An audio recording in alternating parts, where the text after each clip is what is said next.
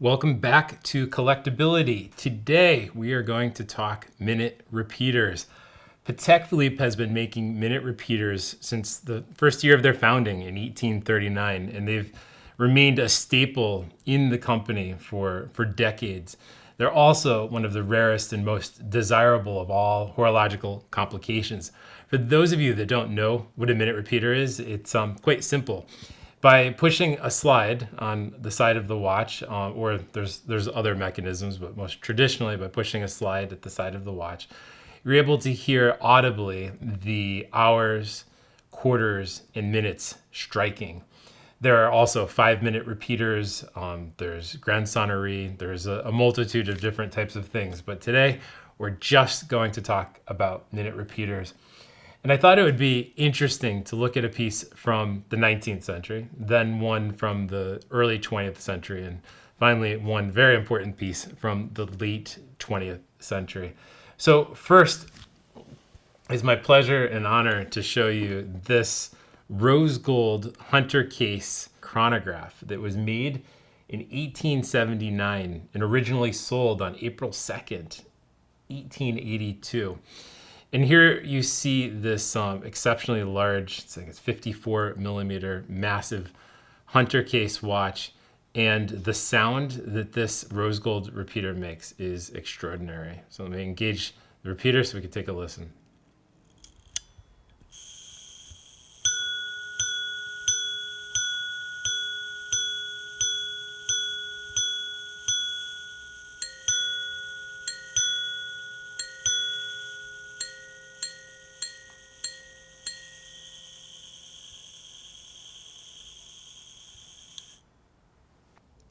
It is said that minute repeaters are a way to hear the voices of watchmakers that are no longer with us. And I think this piece from the late 19th century truly captures this. And it's fun to hear. Every repeater has a different voice. And this next piece I'd like to show you is from a different era. The eboche, or the bass movement, was made in 1910. But this particular piece was not sold until 1968, specifically on November 14th, 1968, this particular reference 772 minute repeater was sold. This particular piece I acquired from the original owner. It's truly mint. It is the type of watch that is a time capsule, now 50 years old, and it is such a pleasure to see something exist in this condition. And as we listen to the repeater now, you'll notice that the sound is very different from what we listened to from the late 19th century.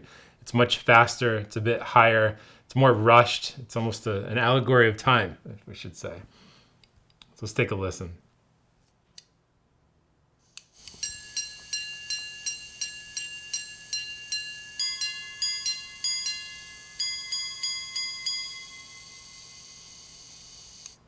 And that repeating sound is beautiful, and you'll see it matches the dial, which is equally beautiful, that has a Tiffany & Company signature. And the fastness of the streets of New York can almost be heard between each gong as it strikes the hours, the quarters, and the minutes. The transition away from pocket watches was in full force in the early 20th century. And this particular reference, 772, is one of the last repeaters that you would see as a pocket watch coming from the Patek Philippe manufacturer. It was a sad time for Patek Philippe from a repeating perspective. From the 1940s through the early 1980s, we didn't see many Patek Philippe repeaters leave the production line. But that all changed in 1989. 1989 was a pivotal year for the company for many reasons. It was their 150th anniversary. But they decided to commemorate this by bringing back the minute repeating wristwatch. And here we have a reference 3979, the celebrated reference 3979. This was made in less than 100 examples. It was made in 3 different colors. The yellow gold version has a beautiful sound, and we'll listen to it momentarily. But one of the things that's so special about these is who made the case for Patek Philippe. It was no other than Jean-Pierre Hagman, the celebrated case maker who made the star caliber case and many other important cases in Patek Philippe history.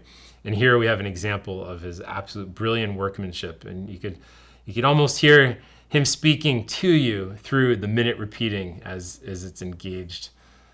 Let's listen to the repeater.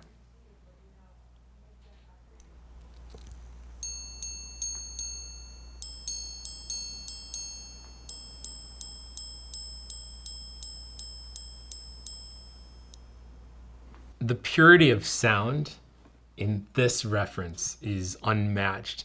Maybe it's the enamel dial, maybe it's the case by Hagman, maybe it's the automatic movement, which is the first time we saw an automatic minute repeater. But in its entirety, it has a sound that could be nothing short of angelic. And it was quite fun in researching this particular piece, which Collectability is so glad to have in inventory. We see that the movement number was 1904002. And I checked the example at Patek Philippe, the museum at Patek Philippe, which was never sold, is 000.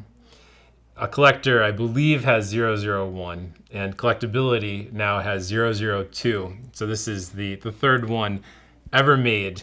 And it is a timepiece that is what Collectability is all about. Rarity, its workmanship, and it takes a deep appreciation to understand what this small watch represents to horology as a whole.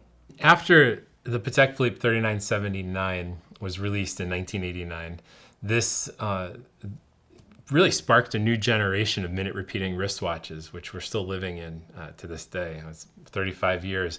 We've seen new repeaters leave the factory, and this is a new era for Patek Philippe, and they still continue to be the most celebrated and desirable of Patek Philippe complications.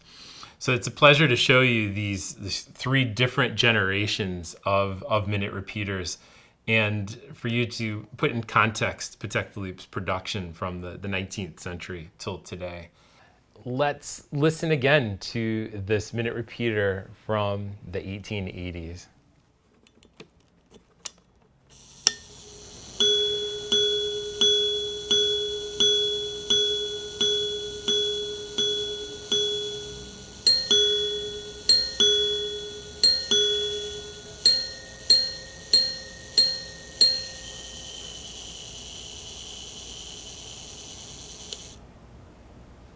And now let's listen to this piece from the 1960s.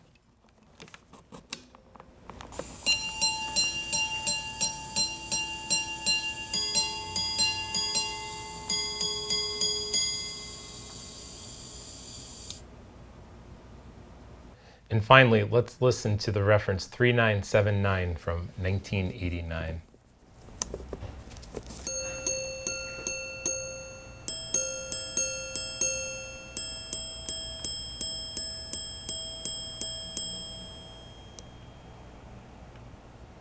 Thank you so much for watching this video. I hope you enjoyed listening to these minute repeaters and perhaps learned a thing or two about Patek Philippe's history of minute repeater production.